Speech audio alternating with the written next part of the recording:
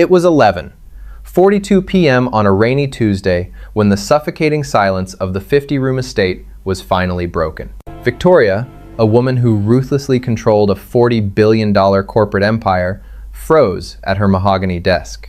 It wasn't the sound of an intruder, nor the shrill ring of a late-night crisis line.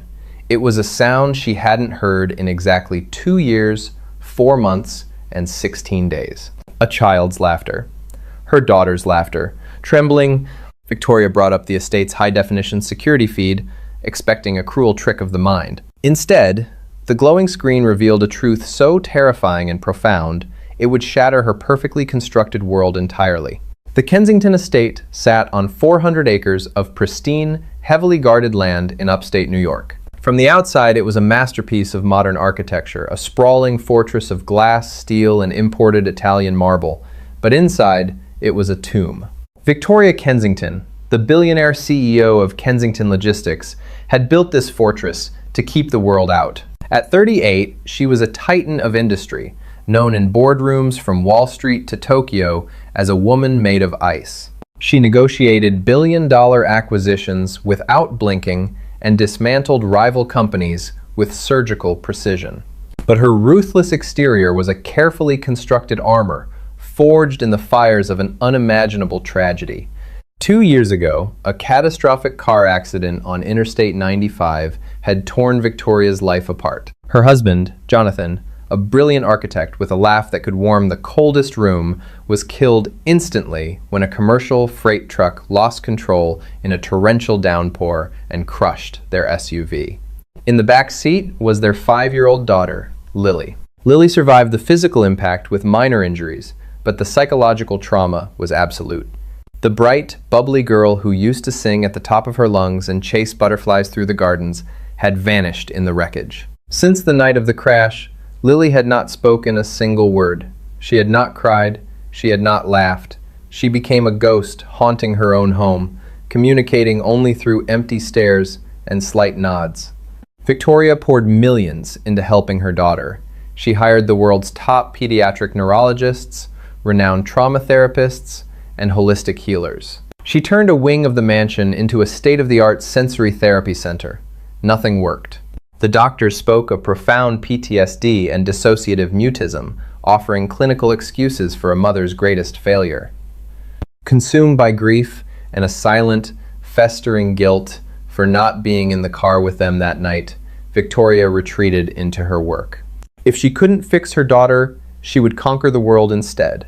She became an absentee mother, providing everything financially, but incapable of facing the hollowed-out shell of her child emotionally.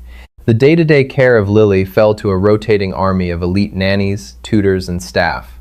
But turnover was high. The oppressive silence of the Kensington estate was too much for most people to bear. Then came Thomas Bennett. Thomas wasn't hired to look after Lily. He was hired as the estate's new head groundskeeper. Victoria's executive assistant had handled the recruitment, noting only that Thomas was a 34-year-old single father who came with impeccable references for landscape architecture and a desperate need for on-site housing. Victoria had absent-mindedly signed the approval forms, granting Thomas and his 5-year-old son, Leo, residence in the small, stone gatehouse at the edge of the property. To Victoria, Thomas was just another background character in the theater of her isolated life. When she saw him from her office window, he was always working, a tall, broad-shouldered man with calloused hands, sun-weathered skin, and a quiet, unassuming demeanor. He was always wearing long-sleeved flannel shirts, even in the sweltering heat of summer. Often, his little boy, Leo, could be seen trailing behind him, carrying a plastic watering can or digging in the dirt. For the first 3 months, Victoria and Thomas never exchanged a single word. He kept the sprawling gardens immaculate. She kept the global supply chain running. Their worlds were separate, divided by invisible lines of wealth, class, and unspoken sorrow. But unbeknownst to Victoria, a subtle shift was happening on the grounds of the estate. While the nannies sat in the climate-controlled playrooms scrolling through their phones, Lily had started wandering outside. She would stand at the edge of the manicured lawns, watching Thomas work. Thomas never shooed her away. He never offered her the pitying, overly gentle smiles that the therapist did. He simply worked. occasionally handing Lily a bulb to drop into the soil or showing her a resting ladybug on a leaf. And there was Leo. The energetic, messy, vibrantly alive 5-year-old boy didn't understand that the billionaire's daughter was broken. To Leo, Lily was just another kid. He would run circles around her, offering her half-eaten crackers or babbling about his toy trucks. Lily never responded, but for the first time in years, she didn't walk away. Victoria knew none of this. She was too busy fighting corporate wars insulated in her glass tower, blind to the tiny seeds of life being planted in her own backyard. She had convinced herself that the cold, silent world she had built was the only way to survive. But the walls of her fortress were about to come crashing down. It was a Tuesday night, shortly before midnight. A heavy summer thunderstorm was battering the estate, rain lashing furiously against the floor-to-ceiling windows of Victoria's home office. The storm outside mirrored the chaos on her desk. She was finalizing a hostile takeover of a European shipping conglomerate, a deal that required her ruthless, undivided attention. A half-empty glass of scotch sat next to her keyboard, catching the dim glow of her monitors. Beside her phone sat the digital security hub.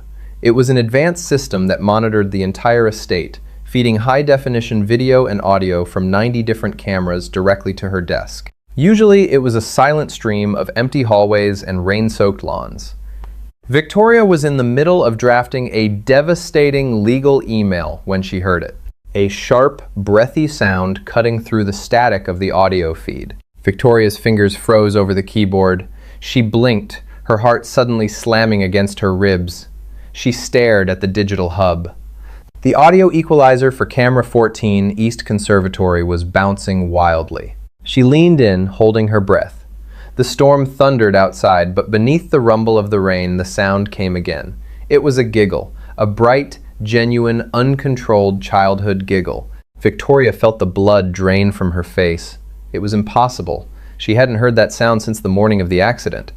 She reached out with trembling fingers and tapped the screen, pulling up the live feed from the East Conservatory. The conservatory was a massive, glass-domed botanical room filled with exotic flora, a place Jonathan had designed himself. On the screen, bathed in the silver, ambient light of the security cameras, Victoria saw 3 figures. It was Thomas, the groundskeeper. He was sitting cross-legged on the stone floor. Beside him was his son, Leo, in dinosaur pajamas. And sitting directly across from them, her knees pulled to her chest, was Lily. Victoria's breath hitched. What is he doing in the main house at midnight? Why is Lily out of bed? Where is the night nanny? Her initial instinct was a surge of protective, maternal rage. She reached for the button to summon her private security detail, ready to have the man arrested for trespassing. But her hand hovered in the air as she watched the scene unfold on the screen. Thomas wasn't doing anything threatening. He was holding a large industrial flashlight, pointing it at the blank, white stucco wall of the conservatory. He was making shadow puppets. But it wasn't just random shapes. Victoria leaned closer to the monitor, her eyes widening in disbelief. Thomas's hands were moving with a practiced, rhythmic grace, forming intricate, specific silhouettes. First, a bird with articulated wings. Then, a tree bending in the wind. Finally, he twisted his hands into a complex shape, moving his thumbs and pinkies in a specific, galloping motion. It was a fox. A dancing fox, Victoria gasped, covering her mouth with her hand, her vision blurred with sudden tears. The dancing fox and the moon. It was Jonathan's story. It was the deeply personal, uniquely complex shadow puppet routine her late husband had invented for Lily. He had created it when Lily was 3, perfecting the difficult hand gestures over months. He used to perform it for her every time there was a thunderstorm to keep her from being afraid. No one else knew those gestures. No one else knew the specific order of the animals. Jonathan had never written it down. It was a private ritual between a father and his daughter. On the screen, Thomas made the shadow fox leap toward the shadow moon. Leo was giggling loudly, but Victoria's eyes were locked entirely on Lily. Lily's face was illuminated by the flashlight's spill. Her large, usually vacant eyes were wide and sparkling. A massive, radiant smile stretched across her face. And then, As the shadow fox tripped and tumbled down an imaginary hill, Lily threw her head back.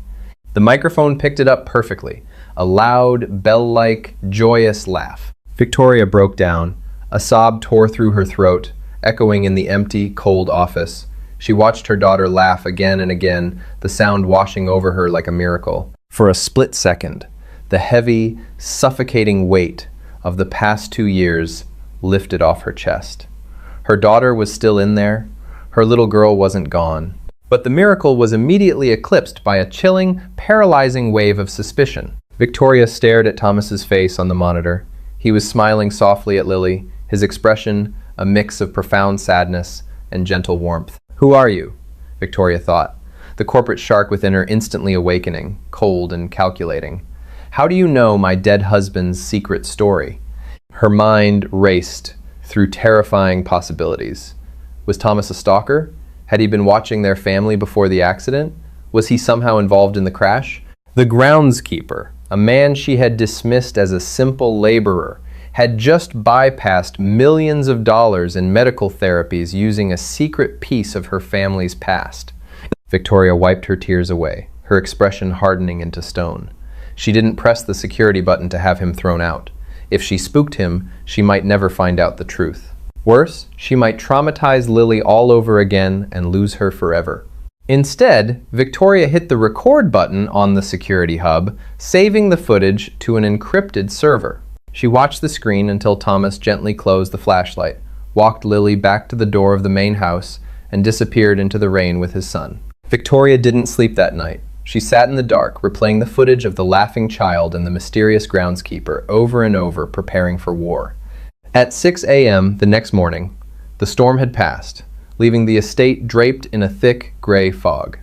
Victoria sat at the head of the massive dining table, nursing a cup of black coffee. She hadn't changed out of her clothes from the night before.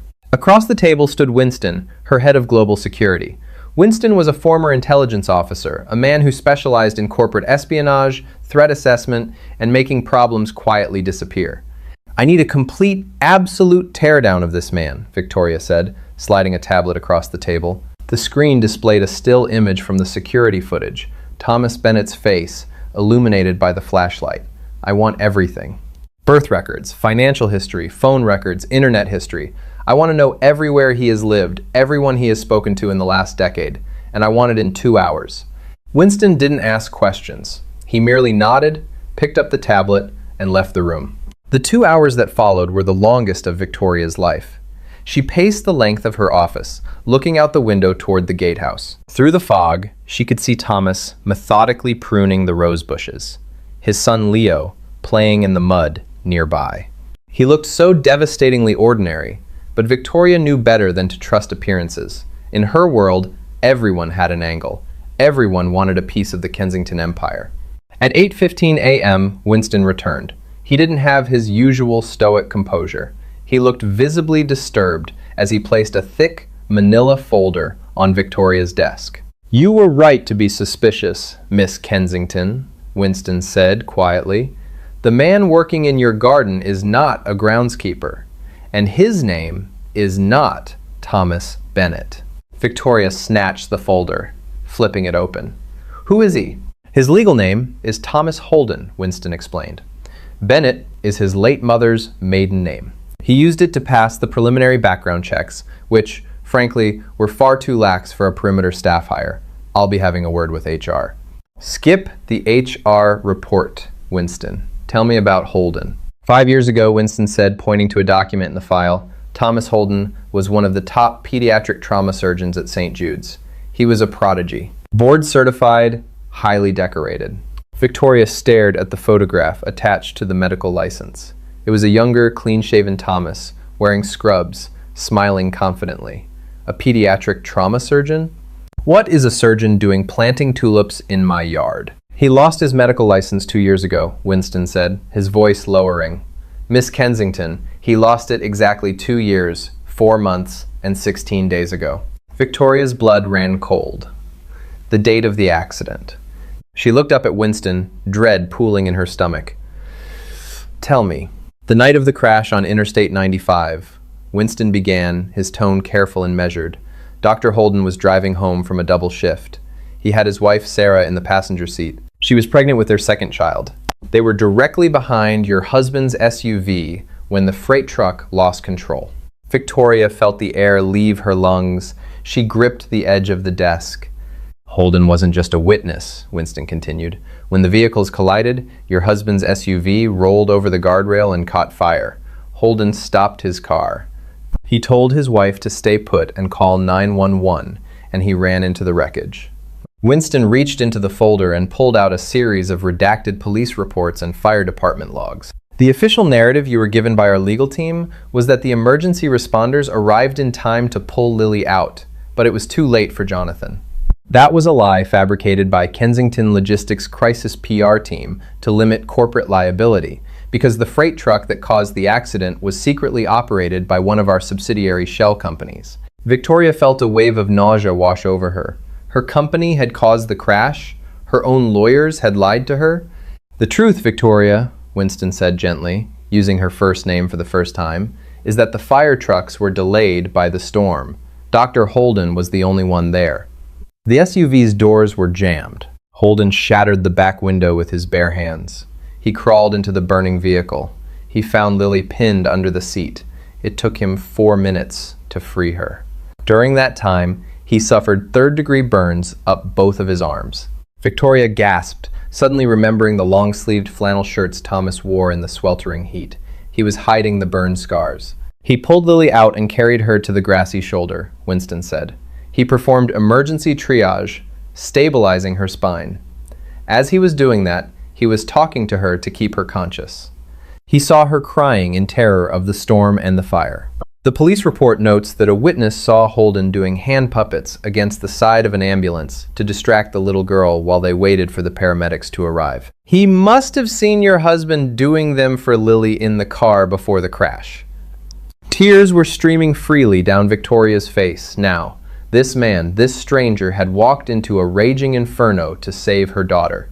He had been the one to keep her alive. Why didn't I know this? Victoria choked out, slamming her fist on the desk. Why wasn't he given a medal? Why is he pulling weeds for minimum wage?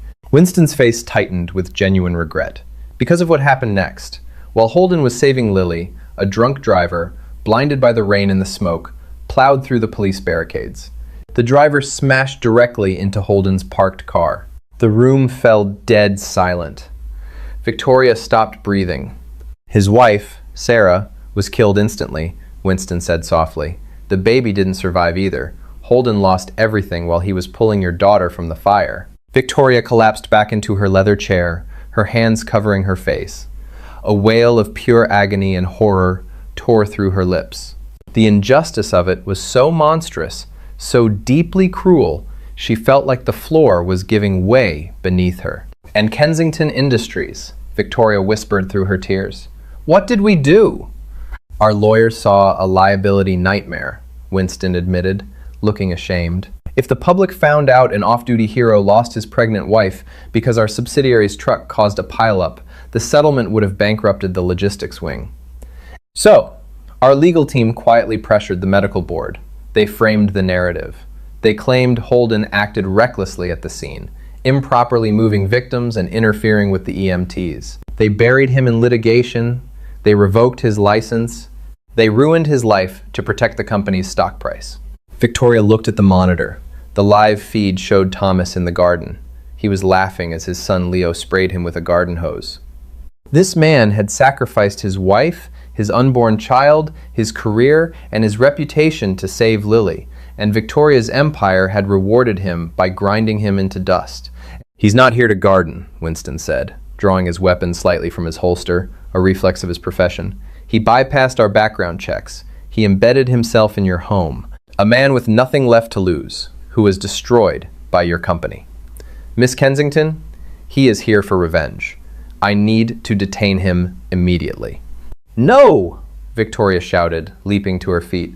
Don't you dare touch him! She looked back at the screen. She remembered the gentle way he had looked at Lily the night before. He hadn't broken into the conservatory to harm her. He had broken in to make her laugh. He wasn't a threat. He was a broken angel, checking on the only life he had managed to save on the worst night of his existence. Victoria bypassed Winston, marching toward the heavy oak doors of her office. The Ice Queen was dead. The mother and the woman who owed a debt of blood and life had awakened. "Where are you going?" Winston asked, alarmed. "To tear down my own company," Victoria said, her eyes blazing with a fierce, terrifying resolve, "and to beg for forgiveness." The heavy oak doors of the Kensington estate swung open, and Victoria stepped out into the biting morning chill. She was still wearing her tailored charcoal trousers and silk blouse from the night before. Her bare feet slipped hastily into a pair of rain boots. The fog was thick, curling around the marble statues and manicured hedges like smoke. She walked with a desperate, frantic energy, her boots sinking into the wet mud. Across the expansive south lawn, she saw him. Thomas was kneeling in the dirt, meticulously tying a young, storm-battered oak sapling to a wooden stake. A few yards away, little Leo was sitting on a plastic bucket, humming to himself as he dug a trench with a yellow plastic shovel. As Victoria approached, the crunch of her boots on the gravel path alerted him. Thomas stood up, wiping his soil-stained hands on his denim jeans. His posture stiffened. He saw the red, swollen rings around Victoria's eyes and the fierce, unreadable expression on her face. He instantly knew she had seen the footage.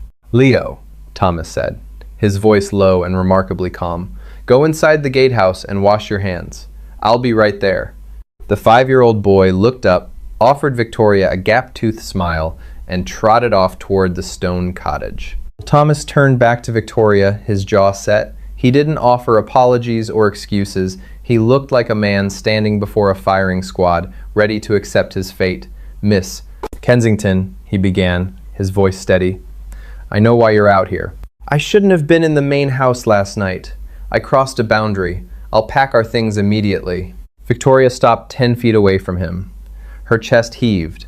She looked at this broad-shouldered, quiet man, a man she had treated like invisible machinery, and she saw the phantom scars beneath his flannel sleeves. "Dr. Thomas Holden," Victoria whispered, the name tearing at her throat. Thomas froze. The color drained entirely from his face. The calm facade shattered, replaced by a look of profound, hunted panic. His eyes darted toward the gatehouse where his son had just disappeared, as if calculating how fast he could grab him and run. "How do you?" Thomas started, stepping backward. Victoria couldn't hold it in anymore. Her knees buckled. The billionaire CEO, the Ice Queen of Wall Street, collapsed into the wet grass, sobbing. "I didn't know," Victoria wept, pressing her hands over her face. The rain began to drizzle again, mixing with her tears. "I swear to God, Thomas. I swear on my daughter's life, I didn't know." Thomas stared down at her, utterly bewildered. He took a hesitant step forward. "You didn't know what?" Victoria forced herself to look up at him. "I didn't know you were the one who pulled Lily from the fire. My lawyers, they told me the paramedics got there in time. They told me Jonathan died on impact. They never told me a surgeon burned his own arms to save my little girl. They never told me your name." Thomas's expression darkened, a profound, agonizing sorrow settling over his features. He looked away, staring into the gray fog. "They did more than erase my name, Miss Kensington. They erased my life. When the medical board came after me, your legal team supplied the testimonies. They said I was negligent. They said my reckless extraction was the reason Lily stopped speaking. For 2 years, I haven't just mourned my wife. I've lived with the sickening guilt that I broke your daughter's mind because I didn't wait for the fire department." Victoria felt a physical pain in her chest, sharp and suffocating. "You didn't break her, Thomas. You kept her alive. The shadow puppets, the dancing fox." "You learned that from Jonathan, didn't you?" Thomas nodded slowly, his eyes bright with unshed tears. "I saw him doing it in the car, right before the truck hit, and when I had Lily on the side of the road, she was screaming. The car was burning, the storm was raging. I needed to check her pupillary response, but she was thrashing. So I made the fox against the side of the ambulance. It was the only thing that calmed her down. When I saw the job posting for this estate, I didn't come for revenge. I just needed to see if she was okay. She was the only life I managed to save that night. When I saw her walking around like a ghost, I had to try." "You succeeded," Victoria choked out. she laughed. Thomas. For the first time in 2 years, you brought her back. A heavy silence fell between them, filled only by the sound of the falling rain. But Victoria wasn't finished. The hardest part was yet to come. She stood up, wiping the mud from her knees, her posture straightening as the ruthless executive within her took over, channeling her grief into a terrifying focus. Thomas, she said, her voice dropping to a trembling whisper, there is something else I didn't know until an hour ago, and I need you to listen to me very carefully. Thomas frowned, sensing the shift in the air. The freight truck that lost control on Interstate 95? Victoria said, looking directly into his eyes. The one that crushed my husband's SUV and set off the chain reaction that killed Sarah? It belonged to a logistics shell company. Thomas stopped breathing. He stared at her, his mind struggling to connect the dots. A shell company. Owned by Kensington Logistics, Victoria confessed, the words tasting like ash in her mouth. My company caused the crash. My lawyers knew our driver was overworked and the truck's brakes failed inspection.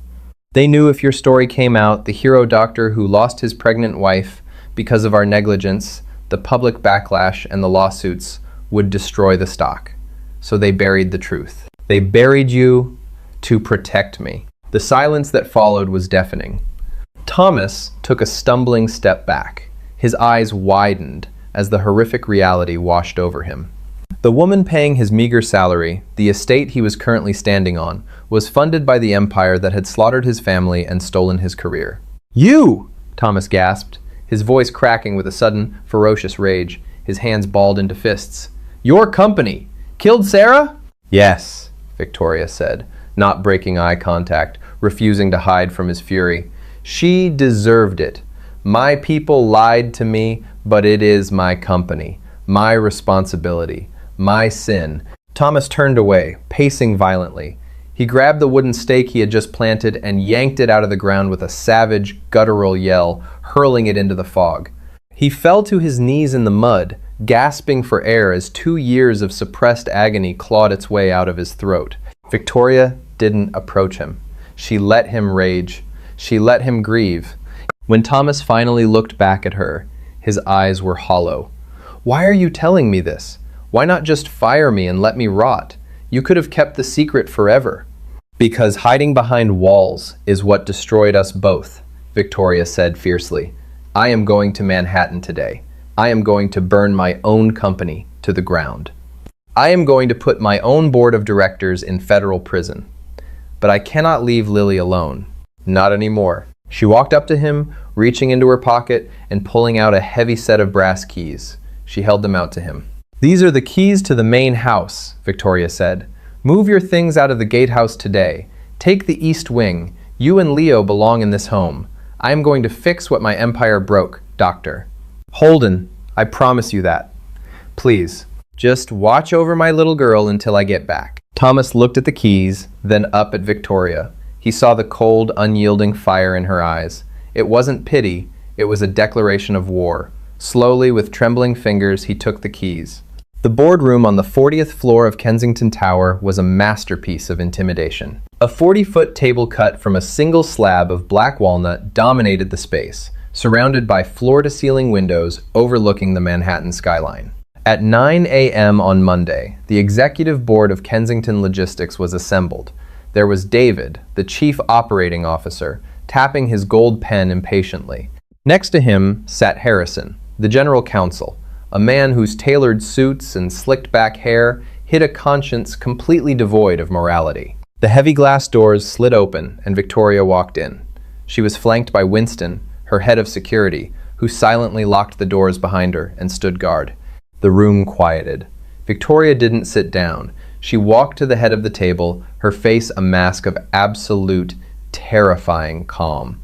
"Good morning, Victoria," Harrison said smoothly, opening a leather binder.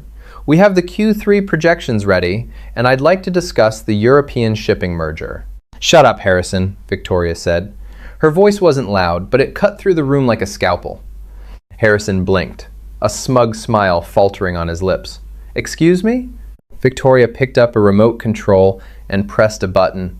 The massive screen at the end of the boardroom flickered to life. Instead of quarterly projections, The screen displayed a blown-up, high-resolution photograph of the burning wreckage on Interstate 95. Next to it was the medical license of Dr. Thomas Holden, stamped with a giant red "Revoked."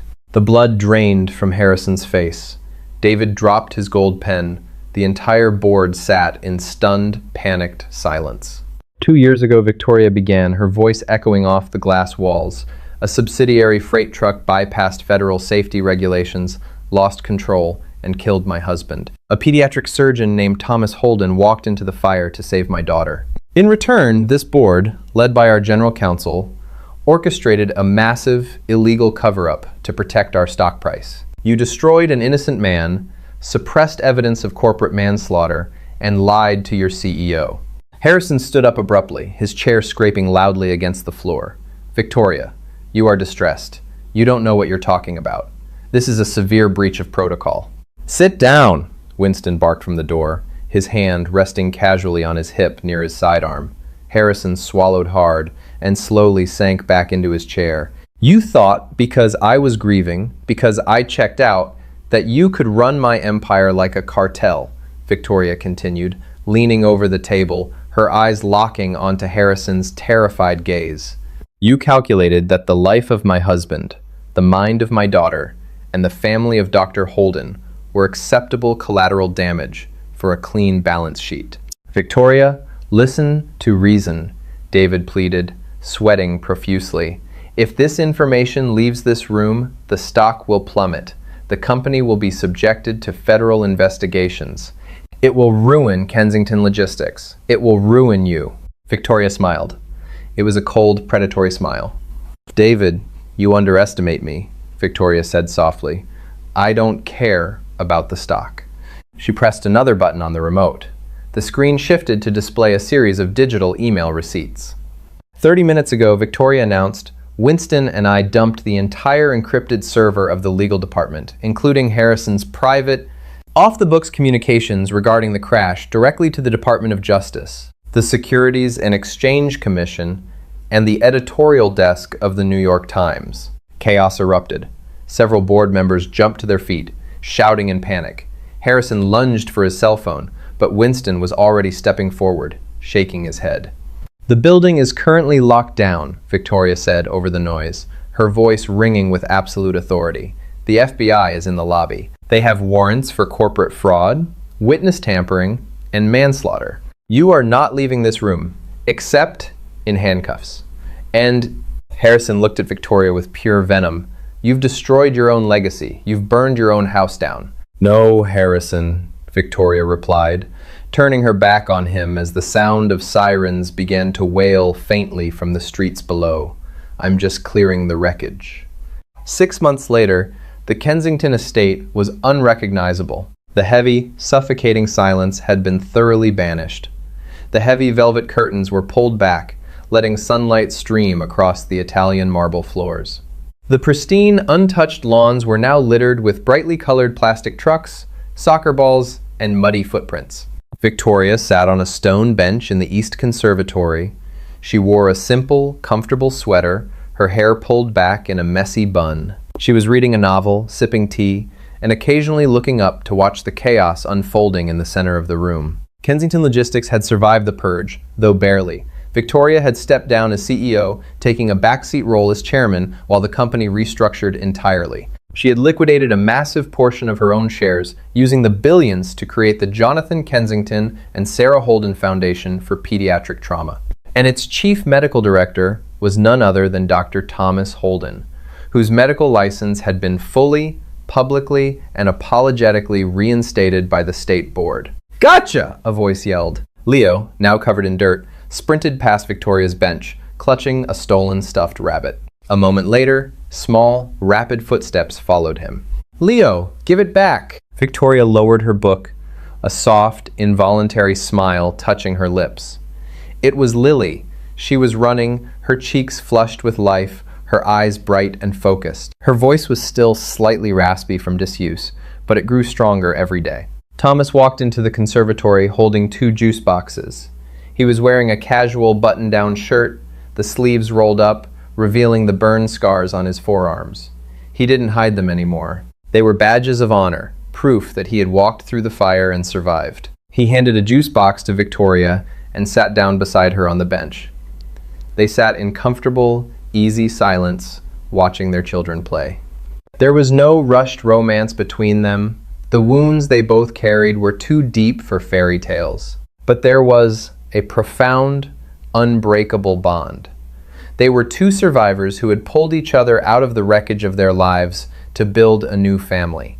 "She read a whole page of her book aloud this morning," Thomas said softly, his eyes tracking Lily as she finally tackled Leo to the ground, giggling hysterically as she reclaimed her rabbit. "Her therapist said she's light years ahead of where they expected," Victoria replied, looking at Thomas with deep gratitude. "But she still asks for the shadow puppets when it rains." Thomas chuckled, a rich, warm sound. "I'm running out of animals, Victoria. I had to invent a dancing hippopotamus last night. It looked mostly like a potato." Victoria laughed, resting her head gently against the cold stone wall behind the bench, feeling the sunlight warm her face. Lily suddenly stopped wrestling with Leo. She looked over at the bench, her bright eyes fixing on Thomas. She scrambled to her feet and ran over, grabbing his calloused, scarred hand. "Thomas!" Lily demanded, her voice clear and ringing with the beautiful, demanding tone of a happy 5-year-old. "Do the fox again." Thomas looked at Victoria, who nodded, her eyes shining with tears she no longer needed to hide. He turned back to Lily, raising his hands, his thumbs and pinkies sliding perfectly into place. The ice had melted. The ghost was gone. The fortress was finally a home. What an incredible emotional journey. Victoria's story shows us that sometimes the most profound acts of heroism happen in the shadows, and the only way to heal a broken heart is to tear down the walls we build around ourselves. Would you have had the courage to destroy your own empire to do the right thing, just like Victoria did? If this powerful story of a father's sacrifice, a mother's fierce redemption, and the unbreakable resilience of children touched your heart, please hit that like button and share this video to help spread the message. Subscribe to our channel and ring the notification bell so you never miss out on these incredible, true-to-life dramas. We want to hear from you. What was the most shocking twist in this story for you? Was it the revelation of the shadow puppets or the moment Victoria locked the board of directors in the room? Drop a comment below and join the discussion.